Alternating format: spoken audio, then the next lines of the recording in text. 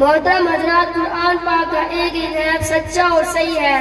اسی قرآن کے بارے میں نبی کریم صلی اللہ علیہ وسلم نے فرمایا، خیرکم من تعلم القرآن وعلمہ، کہ تم میں سے سب سے بہتر وہ شخص ہے جو قرآن سیکھے اور دوسروں کو سکھائے۔ اس لیے معلوم ہوا کہ کائنات میں قرآن سب سے بڑی دولت ہے۔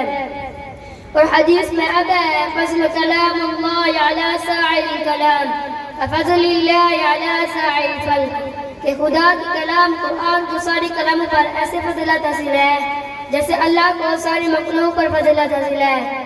اور دوسری حدیث میں یہ بھی آتا ہے، حافظ قرآن کے والد کو قیامت کے دن ایسا نورانی تاج پہنایا جائے گا جس کی روشنی سورج سے بھی خوبصورت ہوگی۔ تو اس سے اندازہ لگائیں حافظ قرآن کے والد کا یہ مقام ہوگا تو خود حافظ کیا مقام ہوگا۔ تو اس لیے اے ایمان والو، سب لوگ قرآن سے وابستہ ہو جاؤ، اسی کے اندر ہماری فلاح اور کامیابی ہے۔ اور حافظ قرآن قیامت کے دن 10 آدمیوں کی بخشش کی سفارش کرے گا جو قبول کی جائے گی۔ تو اس لیے حافظ قرآن بننے سے دنیا اور آخرت دونوں میں کامیابی ملے گی۔ وما علینا الا البلاغ المبین۔